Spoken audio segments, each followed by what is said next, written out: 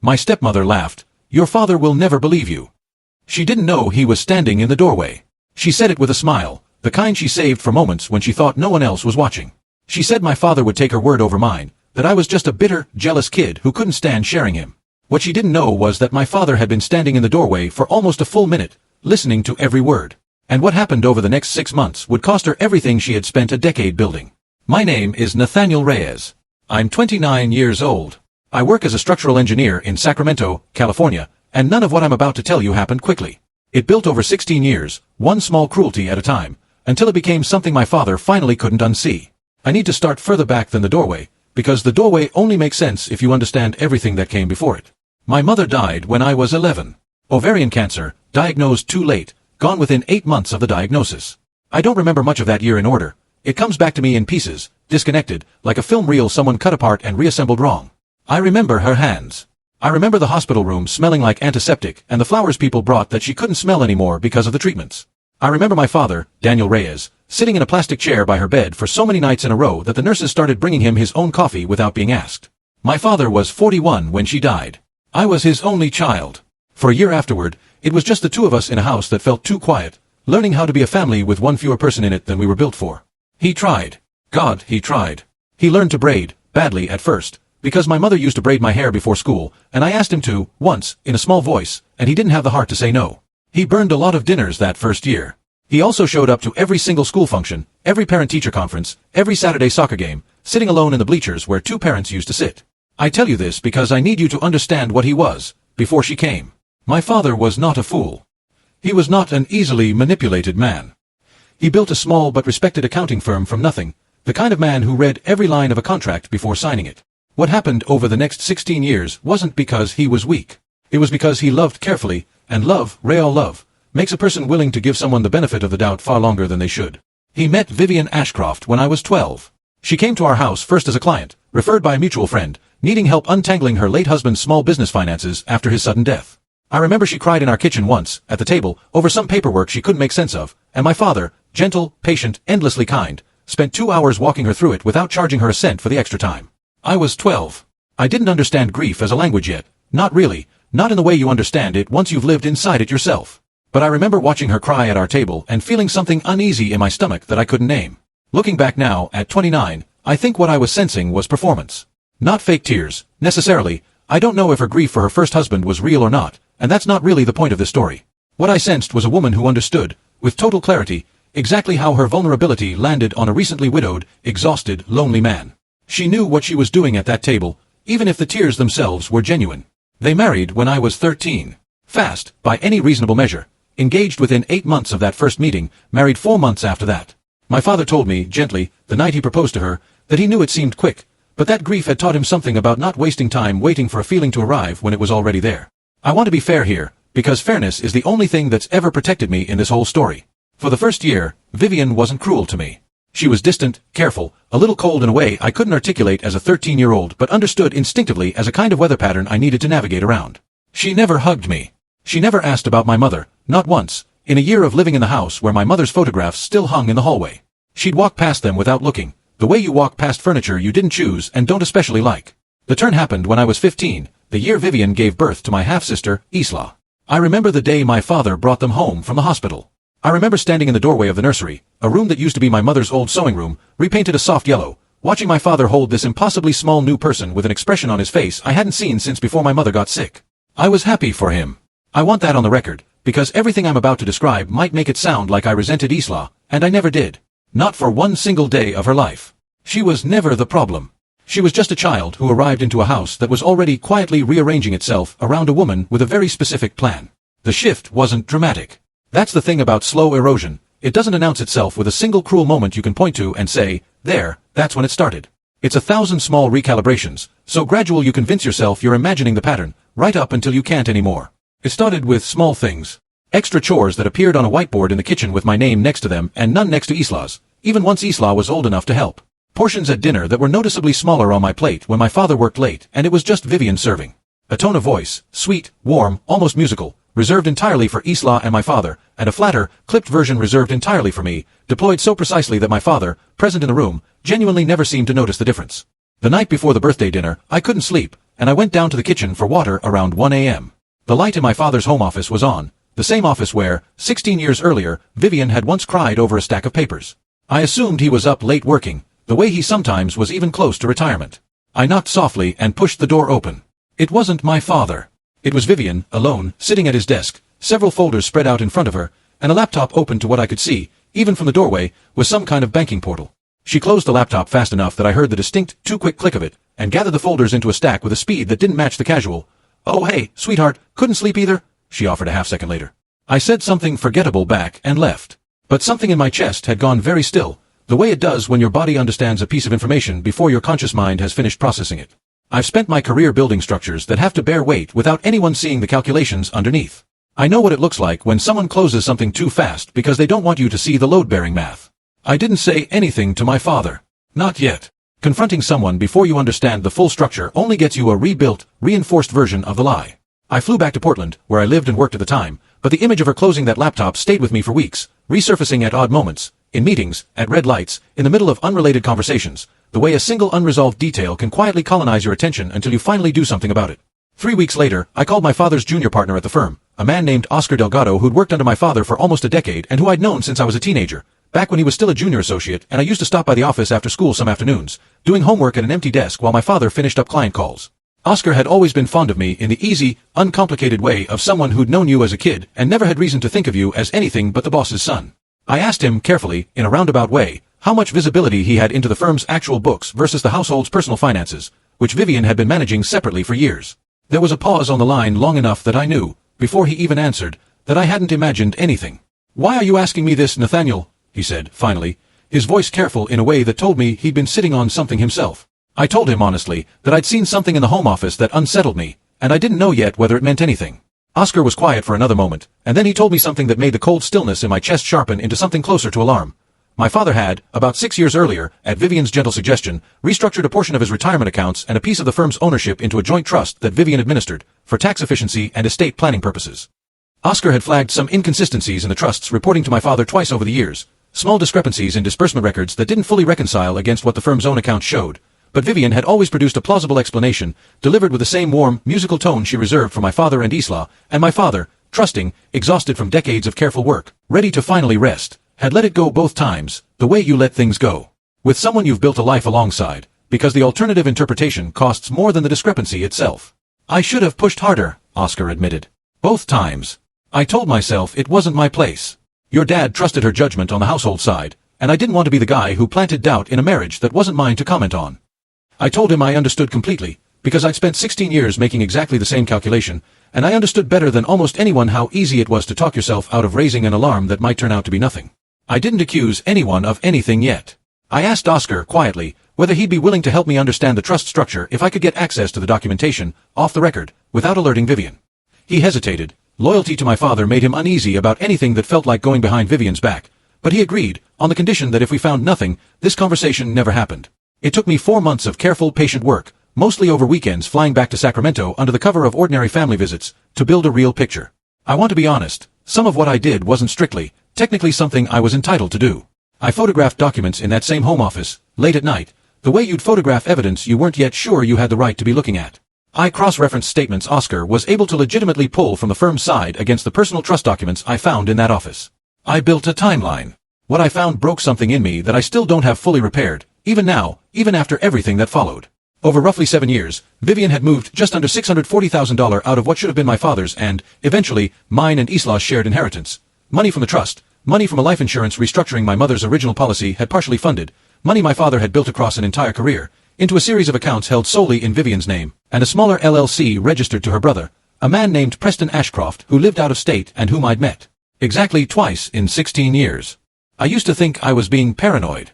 I used to lie awake at night running through the day's interactions, trying to figure out if I was manufacturing a persecution complex out of a grief I'd never fully processed.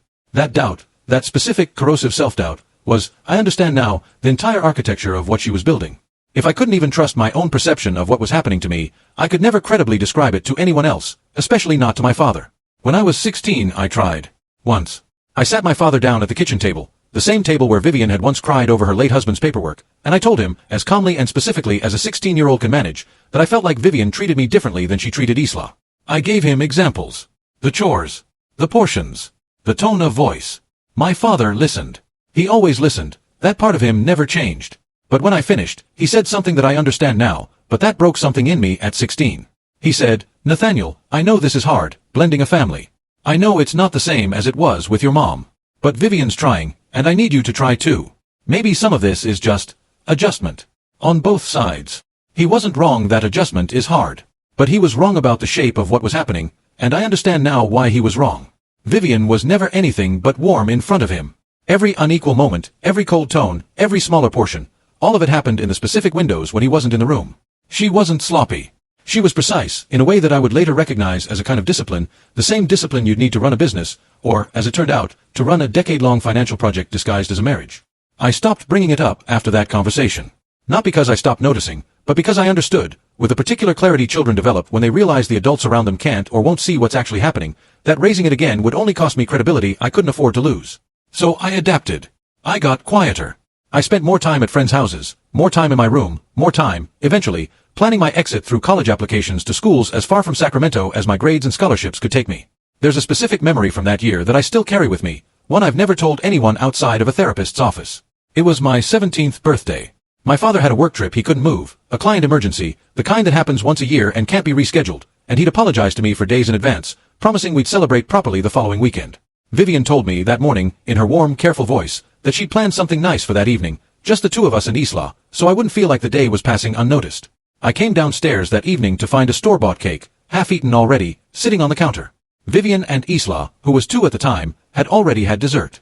There was a small, deflated slice left for me, no candles, no card, and Vivian, when I asked, mentioned almost as an afterthought that she hadn't realized I'd want to make a whole thing out of it since I usually kept to myself on my birthday anyway. I hadn't ever told her I preferred to keep to myself. I simply hadn't had anyone to celebrate with in the house most years, and she had, somewhere along the way, quietly recast that isolation as my own preference, which meant she never had to account for creating it. I ate the cold slice of cake alone at the counter while she put Isla to bed, and I remember thinking, with a clarity that felt too old for 17, that I would spend the rest of my life leaving rooms before people had the chance to forget I was in them. I got into a state school in Oregon with a partial engineering scholarship the following spring. I left at 18 and I did not come back except for holidays, and even those visits shortened, year by year, until they were barely overnight stays. My father never understood why I pulled away. I let him believe it was normal young adult independence, because the alternative, telling him the real reason, required litigating an argument I'd already lost once and had no evidence to win. I got into a state school in Oregon with a partial engineering scholarship. I left at 18 and I did not come back except for holidays, and even those visits shortened, year by year, until they were barely overnight stays. My father never understood why I pulled away. I let him believe it was normal young adult independence, because the alternative, telling him the real reason, required litigating an argument I'd already lost once and had no evidence to win. Here is what I did not know. During all those years I spent quietly withdrawing from my own childhood home, Vivian was not simply cold to me out of some petty, ordinary stepmother resentment. She was executing something with a scope I never once suspected until I was 28 years old. My father's accounting firm had done well over the years, not spectacularly, but steadily, the kind of quiet success built from decades of reliable, unglamorous work. By the time I was in my mid-20s, he was easing toward retirement, handing more of the day-to-day operations to a junior partner, and Vivian had, over the previous several years, taken over, helping him with the firm's books and the household's joint financial planning. She had, after all, come into his life originally because of her own late husband's tangled finances. It made sense on paper, for her to be the one managing the family's money as my father slowed down. That's what made it so easy for her. I found out what she'd actually been doing almost by accident, and it started with something as small as a birthday card. I was 28, back in Sacramento for my father's 64th birthday, staying at the house for the first time in almost 2 years. Isla was 14 by then, a sweet, sharp kid who I'd always made a point of staying close to despite the distance from the house itself, because none of what was happening to me was ever her fault, and I refused to let Vivian's coldness toward me curdle into anything toward her daughter. The trust documents showed Isla as a partial beneficiary. They did not show me as a beneficiary at all. At some point, 6 years earlier, during the same restructuring Oscar had flagged, my name had been quietly removed from the estate planning entirely, replaced with language that redirected my original share into Vivian's discretionary control on behalf of the family's minor children, a category that, by the time this restructuring occurred, only technically applied to Isla, who was 8 at the time. I was 22. I was never asked. I was never told. I sat in a rental car outside Oscar's office the day he confirmed the last piece of that timeline, and I cried in a way I hadn't cried since I was 11 years old in a hospital hallway. Not because of the money, not really. I'd built my own career, my own life, and I didn't need my father's estate to survive. I cried because it meant that everything I'd sensed as a 15-year-old, Everything I tried to name at 16 and been gently told was probably just adjustment, had been real the entire time. It had been real and specific and load-bearing and deliberate, for over a decade, while I quietly convinced myself I might have been imagining it. I called my mother's sister, my Aunt Renata, that same night. She's the closest thing I have to a mother's voice left in the world, a steady, blunt woman who never fully warmed to Vivian and had said as much, gently, at every family gathering for 16 years without ever crossing the line into actively interfering. "How long have you known?" she asked, once I told her everything. "About 4 months, really looking. Longer, if you count the feeling." There was a long pause. "Your father needs to see this himself," she finally said. "Not hear it from you secondhand. Not an accusation. He needs to see the paper." That was the hardest part of the entire 6 months that followed, resisting the urge to simply call my father and unload everything in a single furious phone call. I understood, though, from Aunt Renata, and from Oscar, and from my own 16-year-old memory of being gently dismissed at that kitchen table, that if I came to my father with an accusation instead of documentation, Vivian would have months to build a counter-narrative before he'd ever truly believe me. I needed him to arrive at the truth through evidence he trusted, not through his son's anger, however justified that anger was. So I did what I do professionally. I built the case the way I'd build a structural report, methodically, with sources, with dates, with nothing left to interpretation. Oscar helped me compile the firm-side documentation legitimately. I hired a forensic accountant, a careful, quiet woman named Priscilla Wong, who Oscar had used before on a contested business dispute, and I paid her out of my own savings to formally trace the trust transfers, the LLC payments to Preston Ashcroft, and the timeline of the original beneficiary change. It took her 5 weeks. What she confirmed, in a formal written report, was worse than what I'd pieced together on my own. The $640,000 wasn't simply moved for Vivian's own discretionary use. Roughly $210,000 of it had gone, over 4 years, into Preston Ashcroft's LLC, a company with no employees, no clients on public record, and a stated business purpose of consulting services that corresponded to no actual contracts Priscilla could locate anywhere.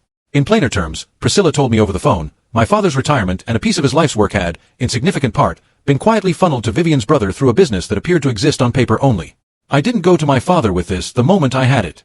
I sat with it for 11 days, the way you sit with something too heavy to carry into a room without dropping it wrong. I thought, more than once, about simply staying silent, about letting my father live out whatever years he had left without the specific grief of learning his second wife had spent nearly a decade quietly dismantling the financial foundation he'd built for his children.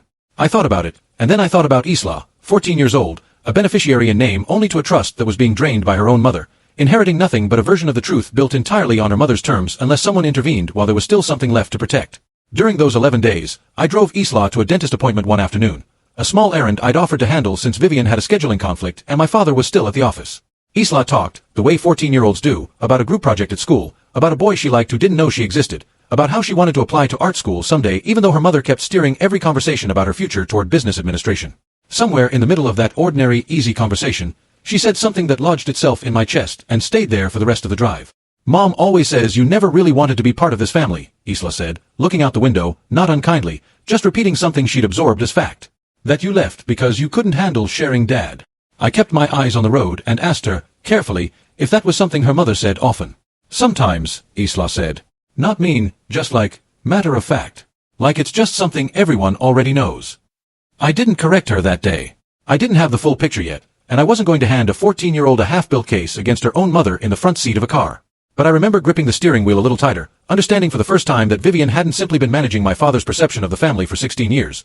She'd been quietly managing Isla's understanding of me too, seeding a version of events that made my absence look like abandonment rather than exile, in case I ever came back with anything that threatened her. That conversation was the moment the 11 days of hesitation ended. It wasn't only about the money anymore, or even only about my father. It was about a 14-year-old girl who deserved, eventually, to understand the truth about both of her parents, and a version of me that wasn't quietly erased from her memory the way I'd been quietly erased from a trust document 6 years earlier. I flew back to Sacramento on a Thursday in late October, telling my father only that I wanted to visit before the holidays got busy. I brought Priscilla's full report, Oscar's supporting firm documents, and copies of the original trust paperwork with my name quietly excised from it 6 years earlier. I hadn't planned the moment the way it happened. I want to be honest about that, because so much of what came before this was careful and methodical, and this part was not. I'd intended to sit my father down privately, in his home office, and walk him through everything slowly, the way you deliver bad structural news to a client, clearly, without drama, giving him room to absorb it. But on the second night of my visit, I overheard something in the kitchen that changed the shape of everything. I'd gone downstairs around 9:30 for water, the house dim, most of the lights off except the one over the stove. I heard Vivian's voice before I saw her, low, tight, on the phone, clearly with her brother, clearly not expecting anyone else awake. "He's asking questions, Preston. I don't know what he's found, but if he brings anything to Daniel, I need you to understand something. your brother-in-law will believe me over some resentful 30-year-old who spent his whole life jealous that his father built a real family after his mother died. Daniel will never believe him. He never has. I stood very still in the hallway, just outside the kitchen doorway, my glass of water forgotten in my hand. And then, behind me, at the bottom of the stairs, I heard my father's footsteps stop. He hadn't come down for water. He'd come down, I learned later, because he'd woken up and noticed my light still on down the hall and wanted to check if I was all right, the same instinct that had made him show up to every soccer game alone in the bleachers 20 years earlier. He was standing at the bottom of the stairs, close enough to have heard every word Vivian said, his face in the dim light doing something I will never fully be able to describe, a kind of collapse that happened without a single muscle actually moving. Vivian laughed, low, into the phone, still unaware. Trust me, Preston. Your brother-in-law will never believe him. My father stepped into the kitchen doorway. Vivian saw him first. I watched the color drain out of her face in real time, watched her mouth open and close once before any sound came out, watched 16 years of careful, precise performance collapse in the span of about 2 seconds because the one variable she'd never accounted for was my father standing exactly where he was standing, hearing exactly what he heard. Daniel, she said, I can explain. I need you to hang up the phone, my father said. His voice was very quiet. Quieter than I'd ever heard it, even at my mother's funeral. She hung up. The next several hours are, even now, some of the hardest I've ever had to sit through, and I wasn't even the one whose entire adult life had just been reframed in front of him. My father sat at that kitchen table, the same table Vivian had once cried at over her late husband's finances, the same table where he'd once told 16-year-old me that maybe I was just having trouble adjusting, and I laid out, as gently as I could, everything Priscilla and Oscar and I had spent 5 months building. He didn't interrupt. He didn't defend her, not once. He read every page of Priscilla's report himself, slowly, his reading glasses low on his nose, the same careful, contract-reading precision that had built his entire career now turned, for the first time, on his own marriage. When he got to the page showing my name removed from the trust 6 years earlier, he set the paper down, took off his glasses, and pressed the heel of his hand against his eyes for a long moment. I need you to tell me something honestly, Nathaniel, he said, finally, his voice rough. When you tried to tell me, at 16, about the way she treated you when I wasn't in the room, was that real? All of it. Yes, I said. All of it. He nodded slowly, and something in his face broken away. I don't think it had broken even when my mother died, because grief, at least, doesn't come with the specific shame of realizing you failed to protect your own child from someone you invited into the house. I'm sorry, he said. I am so sorry, Nathaniel. I should have believed you 16 years ago. I want to tell you that I felt some kind of triumph in that moment, the vindication of finally being believed after so many years of doubting my own perception. Mostly, though, I just felt tired and sad, in a way that had very little to do with the money and everything to do with 16 lost years I could never get back. A childhood I'd spent quietly convincing myself I was imagining my own mistreatment because the alternative, that it was real and no one was going to intervene, was too heavy to carry as a teenager. My father filed for divorce 2 weeks later. He retained an attorney, a sharp, unhurried woman named Grace Belmont, who moved for an emergency freeze on the joint accounts and the trust the same week, citing Priscilla's forensic report as supporting exhibit. Preston Ashcroft's LLC dissolved itself within a month, the way these things do when the people behind them realize a paper trail has finally caught up with them. Vivian retained an attorney of her own, who withdrew from the case less than a month in, after discovering, as attorneys apparently do, in stories like this one, a conflict of interest involving a prior client connected to the Reyes family firm. The hearing took place the following spring, in a Sacramento County family court, 3rd floor, a room with fluorescent lighting that made everyone look a little more tired than they already were. I sat behind my father in the gallery, next to Aunt Renata, who had flown in from Arizona the night before and hadn't said a word to Vivian when they passed each other in the hallway outside. Only a long, level look that carried 16 years of unspoken suspicion finally, quietly, confirmed. Vivian arrived with her new attorney, a replacement for the one who'd withdrawn weeks earlier, a younger man named Darryl Pruitt who had clearly inherited a file already stacked heavily against his client and was doing his professional best with it. Vivian herself looked smaller than I remembered her looking in our kitchen over the years. Carefully dressed, understated, the picture of a woman navigating an unfair situation, an image I recognized instantly because I'd watched her build smaller versions of that same image for over a decade. Judge Helena Marsh entered at 9:04, 20 years on the family bench, a reputation among Sacramento attorneys for reading every page of a filing before she ever looked up at the people who wrote it. She scanned the first several pages of Priscilla's forensic report in silence for what felt like a very long time, the courtroom quiet enough that I could hear the air conditioning cycling on somewhere above us. When she finally looked up, she addressed my father's attorney first. Ms. Belmont, walk me through the trust restructuring 6 years ago. Specifically the language change regarding beneficiaries. Grace Belmont did, methodically, page by page, ending on the specific clause that had quietly redefined minor children in a way that excluded a 22-year-old adult son from a trust he'd been part of his entire life. Judge Marsh made a note, and then turned to Darryl Pruitt. Mr. Pruitt, your client's response characterizes this restructuring as reasonable estate planning discretion, exercised during a period of increased financial complexity for the family. I'd like you to explain how removing an adult beneficiary without his knowledge constitutes reasonable discretion, rather than concealment. Pruitt did his best. He argued that families restructure estate plans for all kinds of legitimate reasons, that Vivian had been acting within her authority as trust administrator, that intent mattered and there was no evidence Vivian intended harm. Judge Marsh let him finish completely before responding, the way I imagine she let every attorney finish in every case, out of a kind of procedural fairness that made her ultimate rulings land with more weight rather than less. Intent, she said, is a reasonable thing to argue when we're discussing an ambiguous restructuring with a plausible business rationale. I don't find this restructuring ambiguous. I have in front of me $210,000 that moved, over 4 years, in structured increments, to a limited liability company with no employees, no public contracts, and no services Ms. Wong's forensic review could locate anywhere in the public record. I have a trust document where an adult son's name was removed the same year that LLC was formed.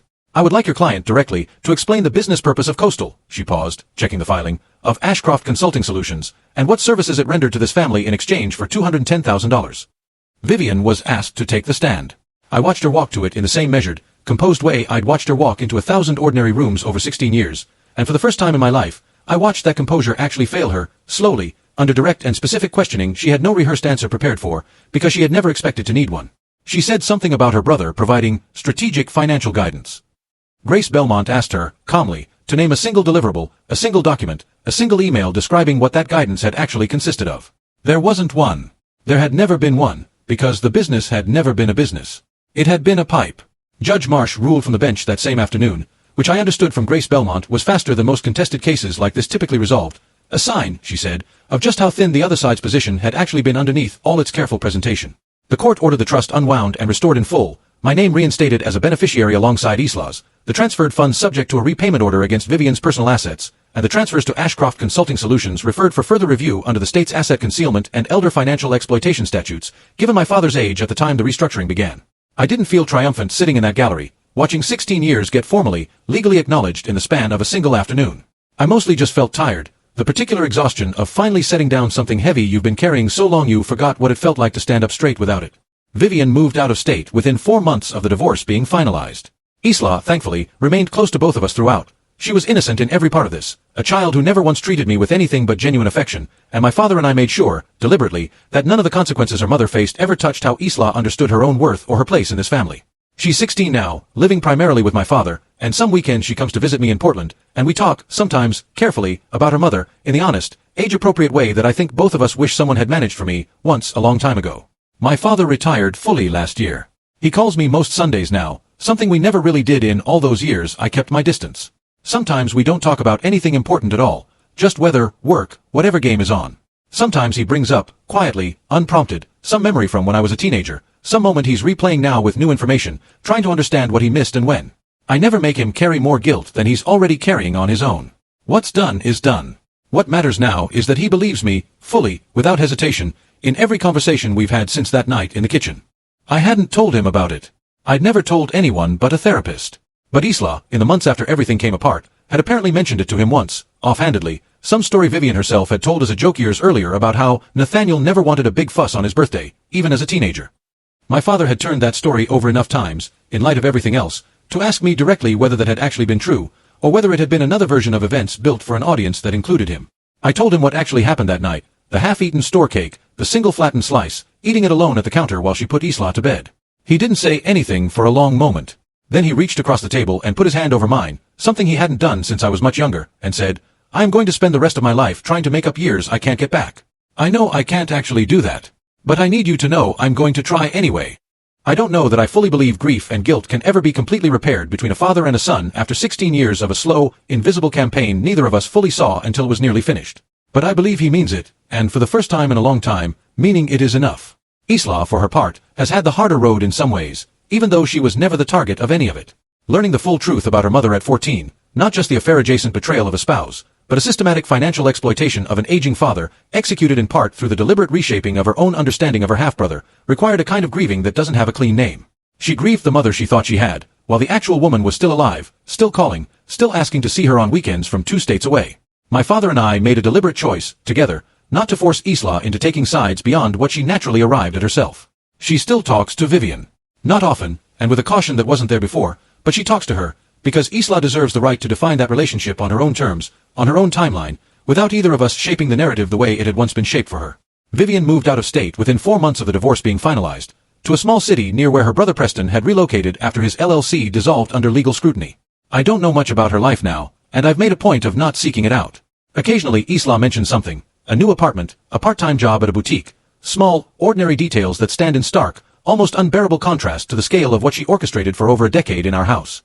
I used to think, in the angriest weeks right after the doorway, that I wanted to see her lose everything, publicly, completely. What I've settled into instead, with time, is something quieter and less satisfying in the way revenge fantasies always promise satisfaction they don't actually deliver.